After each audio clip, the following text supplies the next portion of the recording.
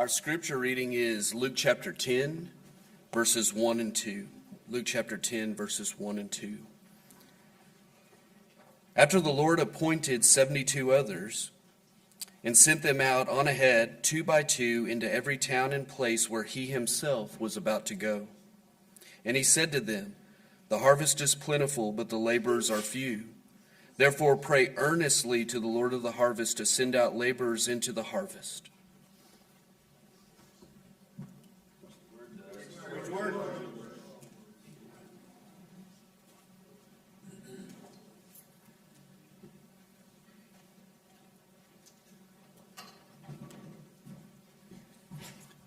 You know, I think I'm developing a little bit of complex.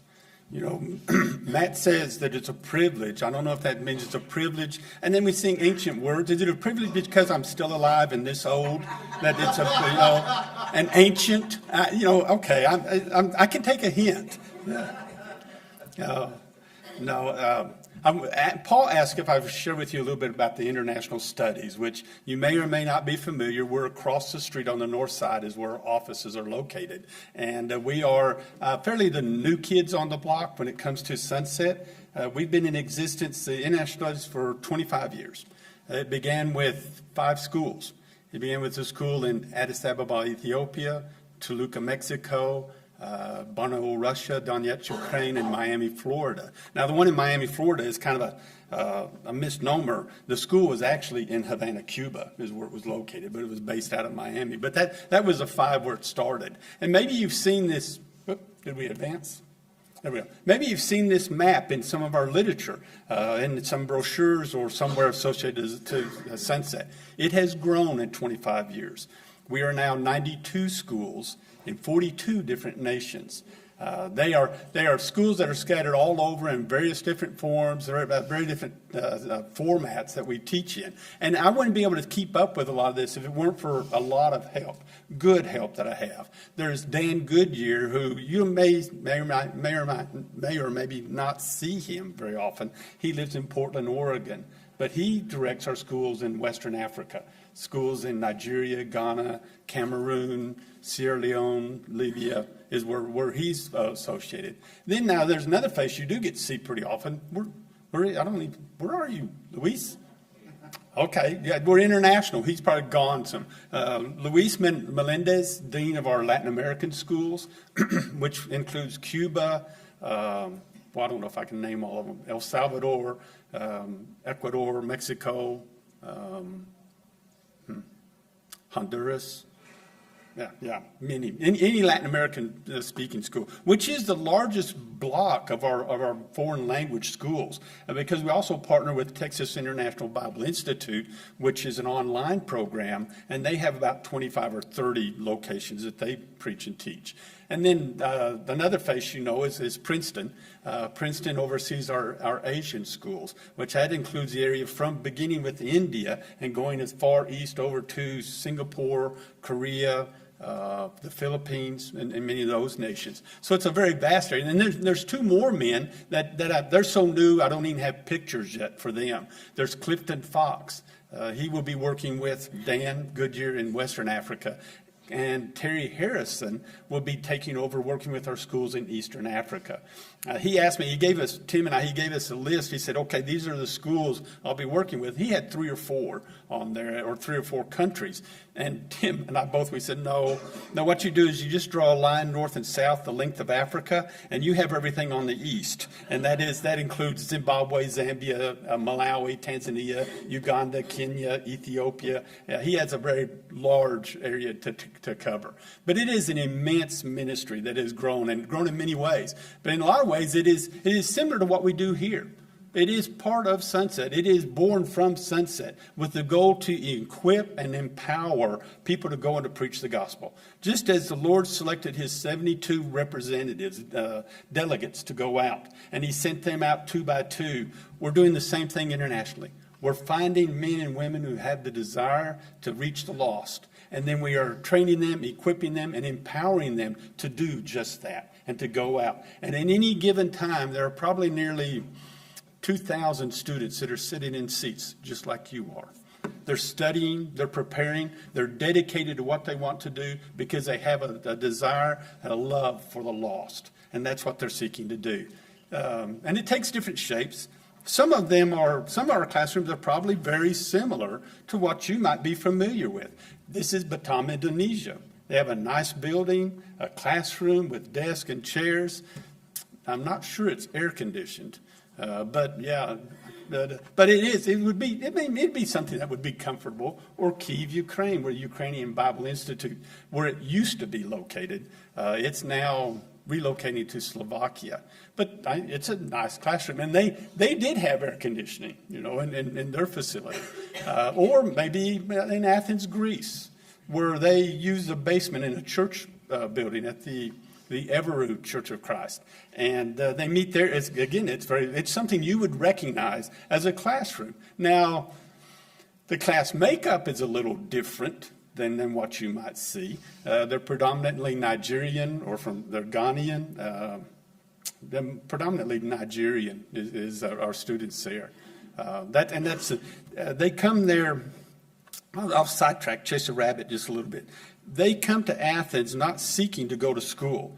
They have come to Athens looking for a job, looking to improve their life, looking to survive. And while they're living there, many times in the ghettos of Athens, they hear about somewhere they can study the Bible for free. And so they will show up and say, can I really come here and study? And we'll say, yes. And we offer the classes on the weekends, on Saturday, Sunday, and Monday, so that they can work jobs during the week and come to school all day Saturday, Sunday, up until about 6, all day Monday. And then they go to work jobs full time. They don't receive a dime of support to come to school. They're there on their own. And they come, many of them are not even Christians when they come. They may have some religious background, but typically 90% will be converted in the first few months. And you know that from that group, men and women who never even intended to come to school, they've gone as missionaries to 27 different countries. They go back to Nigeria. They've gone to France, to Spain, to Italy. They've gone up into Austria and Germany. They go back to Ghana, Cameroon, and they teach the gospel. 2 of them are working right now in Nigeria and are preaching at congregations, men who graduated from that program. So in a way, it's like this. We have an emphasis on preaching the gospel and reaching the lost, that's Sunset. That's who we are, and that's what we do here. Now, some of the classrooms are, like Haiti, it's a different format. They accept in 12 applicants every year. They will take those 12, train them for 2 years, graduate, and they accept another 12. But it's in a relatively similar type classroom. Now, others are a little different. This is a school in Malawi. They have walls, and there's makeshift roof there. If you look close, you can see wooden benches inside, and that's one of the students that's there in Malawi. Aren't you glad you don't have to wear a coat and tie?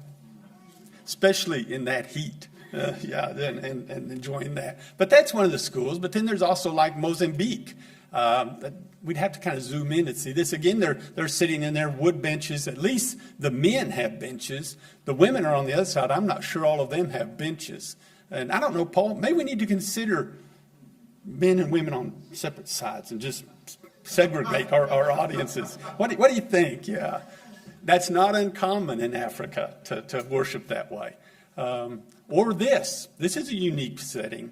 This is in Bremen, Germany, and those are actually recycled cargo containers that have been converted into a village where refugees live.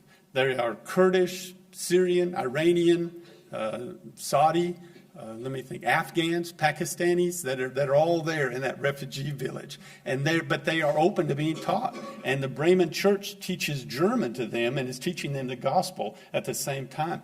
Matter of fact, you may or may not know, but right now, Speedy and Nancy Hart are in Salzburg, Austria, teaching Iranian refugees the gospel.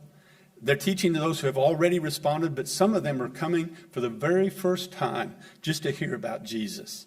And they're reaching out to them. A very successful work in Austria with Gerhard Krosnick and a school that's associated there. So you can see there are a wide variety of different places. Some places don't even have a roof. They just meet under a tree. and that's where they have class. And so they are the wide different settings and different things, but they are unique or uniform in that they offer the same thing. Some don't have classrooms at all. Matter of fact, many of them don't have classrooms at all. This is Bangalore, India, where it's all online using Zoom or Moodle, or they're coordinated with our online program. They take classes at a self-paced, but they get together I say self-paced. They do it in unison, but on kind of their own time frame. They get together every Saturday online, and they go over and they review the courses, and they'll do the study questions. And then Palmer will administer tests and is the administrator of that work. That's a new trend that we're seeing that has great application. We're going to be doing the same thing in Leicester, England, starting next year. So they're a wide variety, but we also seek to empower them, not just equip, not just to edify them, but to empower them as well. We provide them with materials to study from. While we were working in Ukraine and backing up, I directed the school in Ukraine for 5 years.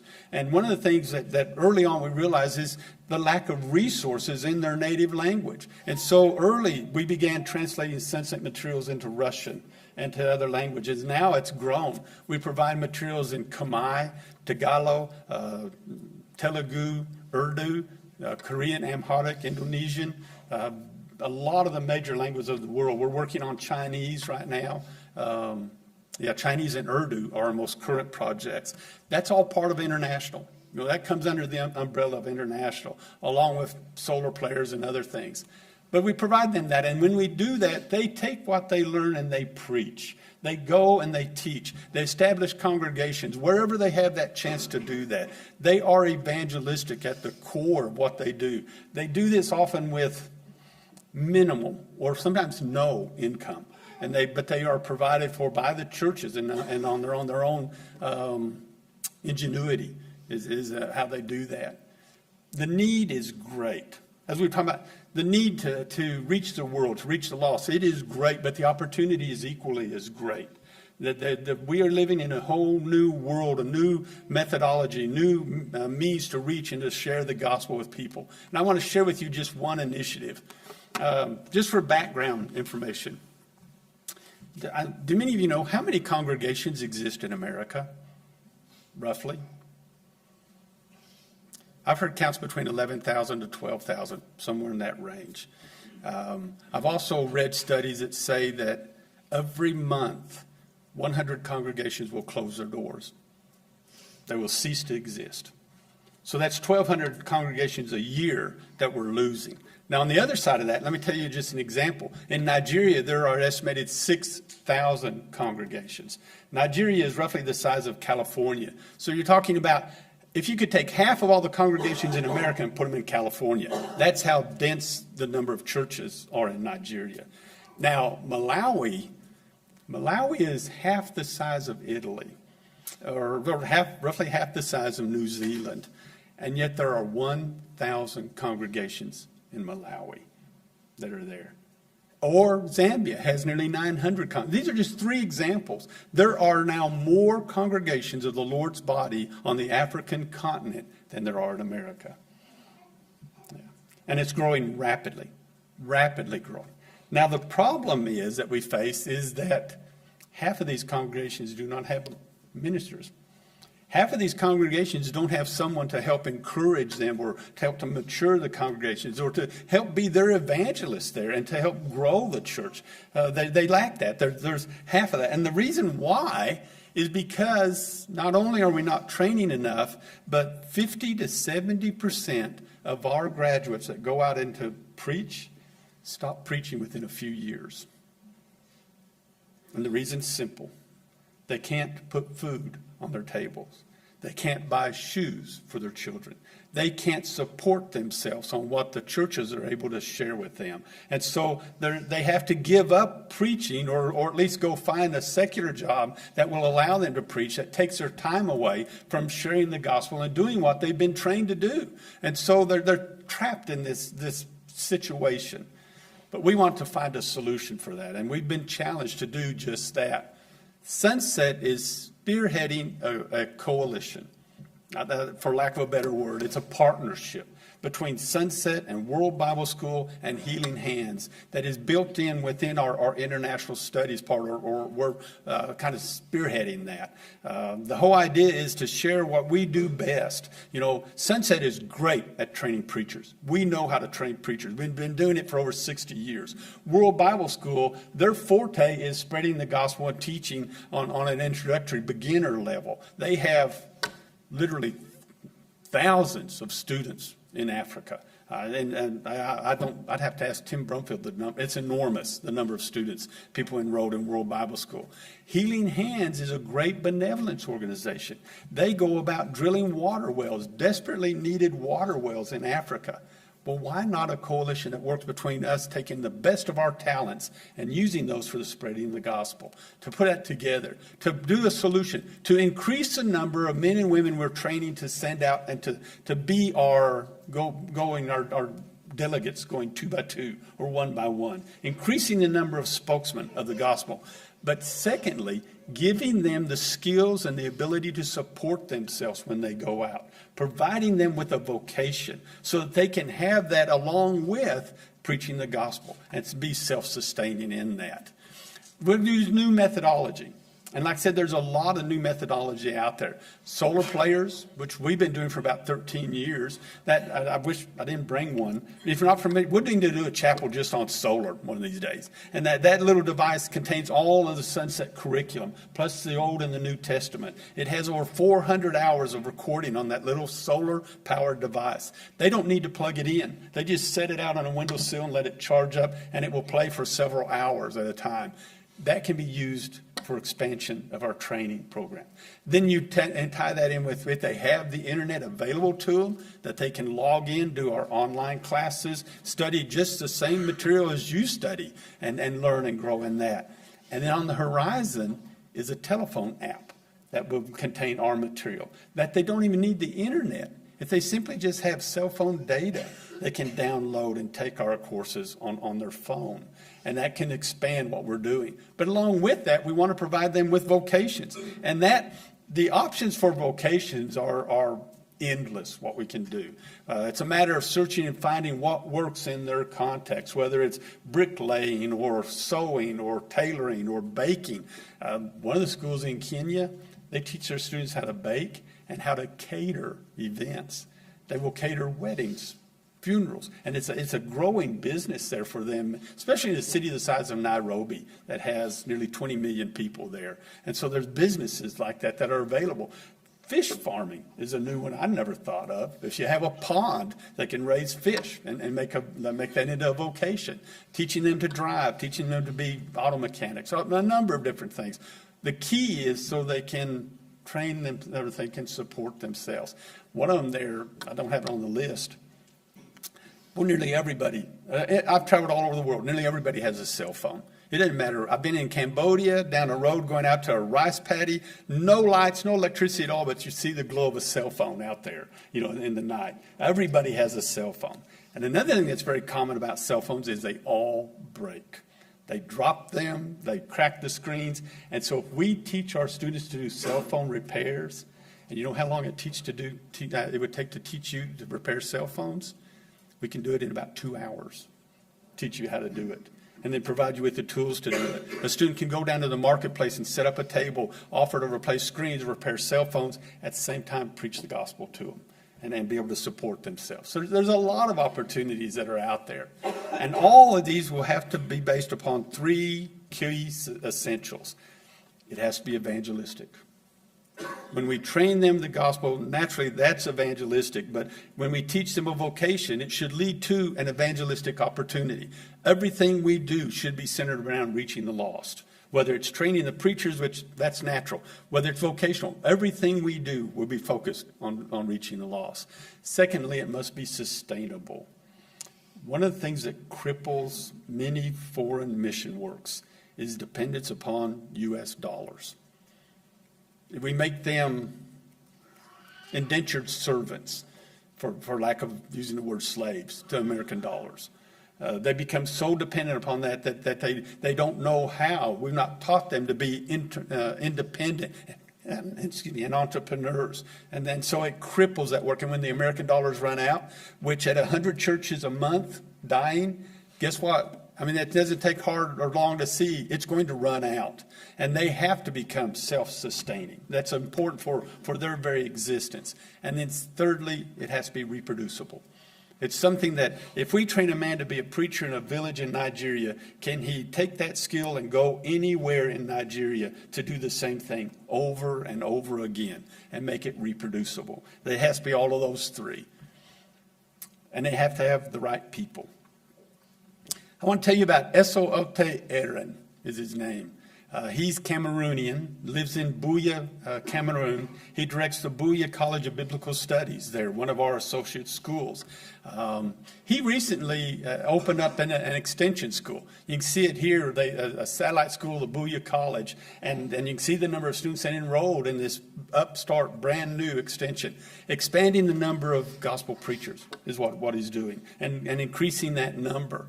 Now, the beauty of it is that they're also learning a vocational skill that will go along with it. So he has bought into the idea of this whole program and doing that. But along with that, well, here's a picture of him teaching. At the same time, or over this past couple of years, he also enrolled in a master's program here at Sunset. Now, to kind of put that in perspective, we have many foreign students that want to get a master's degree, and they apply. But most of them do not have the language skills to do research writing on a master's level. Most of them do not have that comprehension or that ability to do that. He did. He was accepted. He has done well in the classes. Matter of fact, well, he graduated. We had hoped we were going to bring Aaron and his wife here last May, but he could not get a visa to be here with us to receive his master's degree and also to be recognized graduating summa cum laude, graduating with highest honors in a program. Not even his native language. His native language is French. He also speaks a local tribal dialect and then also English. Those are I know of at least 3 languages he speaks, maybe more. But we did work it out. Since he wasn't able to come here, we made plans to meet him. And we tried different countries. I mean, we were looking for different places that he could get a visa. The only place we could find was at Cairo, Egypt.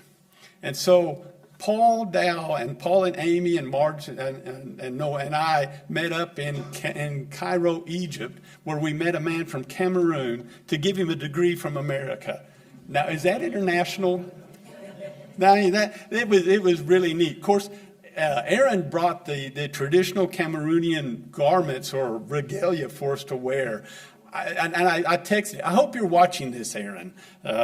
Maybe one day Paul and I will have to wear these to chapel for you. I mean, yeah. But here we are in the Church of Christ in Cairo, Egypt, giving a degree to a man from Cameroon and coming from America to do that. It was neat to do that. And I'm excited. I'm excited to see what the Lord will do with our brother Aaron. He has so many talents and has such a heart for evangelism. Well, I also forgot to mention, he's a licensed civil engineer and head of the engineering department at the Buea College, and he's resigning that post to begin working with us full time. Sunset will be sponsoring and supporting the congregation, supporting Aaron to work with us in this initiative, this preacher training initiative. But that's our goal. The goal is, the focus is to provide the ministry and vocational training in a partnership with Sunset as a preacher training program, World Bible School, and Healing Hands. You know, the way I envision this is, let's say World Bible School students want to have more training. Well, they come to us. And the result is, with Healing Hands, and we do follow-up after the drill a water well, we have candidates come there. And the result is, our goal is to train 10,000 gospel preachers in the next 10 years. 1,000 gospel preachers a year going out that are fully capable and fully independent to support themselves and to continue in their ministries. 10,000 voices. Let me just tell you about one voice. Just one voice. His name was Isaiah. He's passed on now and gone on to the Lord, Isaiah Jackson.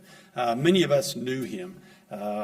He grew up in Sudan, not Sudan, Texas, but Sudan, Africa, as a farmer. But because of the violence, he had to flee and go stay in a refugee camp. As fortune would have it, he was able to immigrate to Houston through government agencies. And there he wanted to know more about the gospel. And he met a man named Bill Yasko in Florida, in Houston. And Bill said, you need to go to Sunset. You need to go somewhere you can be trained in the gospel and without tuition, without the burden of that cost, that overhead. And so he came here and studied as a student. Then he went back to Sudan. That one voice. Like I said, he's gone home to be with the Lord now, but in his lifetime, he converted over 5,000 people. One voice that established numerous congregations in Kenya, Uganda, South Sudan, all over that region. Just one voice. What do you think God could do with your voice? One voice, dedicated to sharing of the gospel. I pray that you would I love this saying, God doesn't care so much about your ability. He cares about your availability. Isaiah was available. You be available. We're open. If you'd like to know more about international, there's a lot more we could talk about. We'll schedule another time and then share more about it. But thank you for enjoying this time with me. God bless.